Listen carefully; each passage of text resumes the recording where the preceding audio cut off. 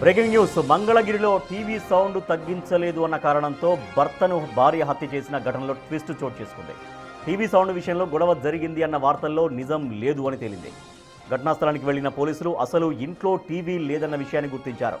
హత్యకు గురైన అహ్మద్ మంచివాడు అని ఇరుగు పొరుగు వారు అంటున్నారు. మరింత సమాచారాన్ని మా ప్రతినిధి మణికుమార్ అందిస్తారు.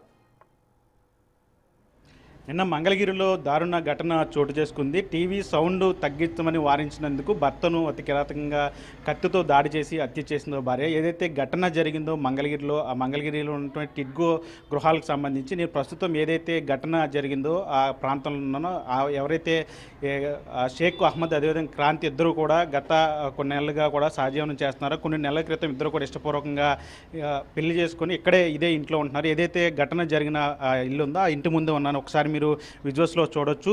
ఈ ఇంట్లోనే షేక్ అహ్మద్ అదేవిధంగా క్రాంతి ఇద్దరు కూడా ప్రేమ వివాహం చేసుకొని ఇక్కడే జీవనం సాగిస్తూ ఉన్నారు. అహ్మద్ స్థానికంగా ఒక ఏసీ మెకానిక్గా పనిచేస్తూ ఉంటాడు.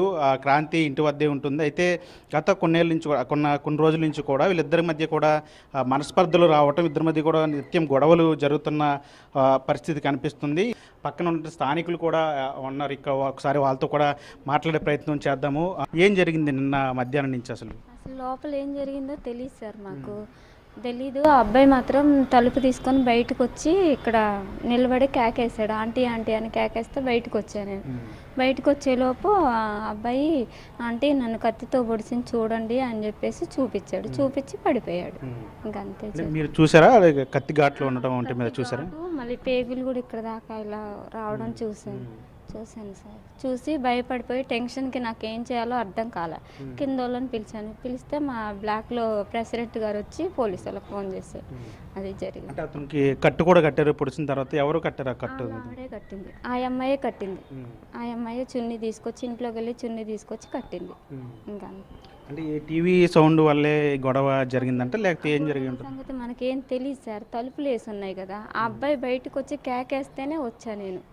అది అంటే ఎలా ఉండేవాళ్ళు? ఎన్నాళ్ళ క్రితం వాళ్ళు ఈ ఇంట్లోకి వచ్చారు? ఎలా ఉంది? సంవత్సరం అయింది. మామూలుగా కొట్టుకుంటానే ఉంటారు, మళ్ళీ కలిసి ఉంటారు. ఇంత ఘటన జరిగిద్దని మేము అనుకోలేదు. పెళ్లి చేసుకున్న వాళ్ళు లేదంటే చేసుకున్నారు. ఎన్నాళ్ళ క్రితం అయింది పెళ్లి? ఒక 4 నెలలు 5 నెలలు అయి ఉంటుంది అంతే. అంటే వాళ్ళ కుటుంబ సభ్యులు ఎవరన్నా ఇక్కడ రావడం లేదు. అలాంటివి ఏమీ లేవు. కుటుంబ సభ్యులు ఎవరు రాలేదు. వాళ్ళ అహ్మద్ వాళ్ళ అమ్మ మాత్రం వచ్చింది. ఒకసారి ఏమో వచ్చింది అంతే. నిన్న గొడవ జరిగేటప్పుడు వాళ్ళ నాన్న వాళ్ళ అమ్మ ఇద్దరు వచ్చారు. ఆ అమ్మాయిని కూడా కొట్టారు వాళ్ళ నాన్న. ఏం చూసావు నువ్వు నిన్న? నేనేం చూడలేదు. అదే నేను ఆ అన్నయ్య వచ్చి పడిపోయాడు. ఇంకా అదే చూశాను నేను. ఇంకా ఏం చూడలేదు. ఏం చెప్పాడు బయటకు వచ్చి? ఆ కత్తితో పొడిచిందని చెప్పాడు అంతే. అంతే. ఇంకా మాకేం చెప్పలే.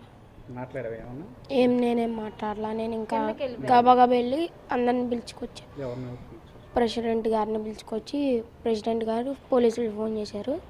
పోలీసులు ఫోన్ చేస్తే ఇంకా పోలీసులు వచ్చి ఫోటో అవన్నీ చూసుకొని అంబులెన్స్ ఫోన్ చేశారు. అంబులెన్స్ వచ్చి తీసుకెళ్ళి ఘటన జరిగిన తర్వాత, దాడి చేసిన తర్వాత అతను కత్తి ఘాట్లతో ఇక్కడికి వచ్చి పడిపోవడం వరకు మేము చూసాం. వెంటనే ఉన్నటువంటి స్థానికులకు, అపార్ట్మెంట్ వాసులకు, అదేవిధంగా పోలీసులు కూడా సమాచారం అందించాం. వెంటనే వాళ్ళు వచ్చి అతన్ని హుటాహుటిన ఆసుపత్రికి తీసుకెళ్లారు. అసలు ఏం గొడవ ఎందుకు జరిగింది అనేది అయితే కారణం పూర్తిగా తెలియదు.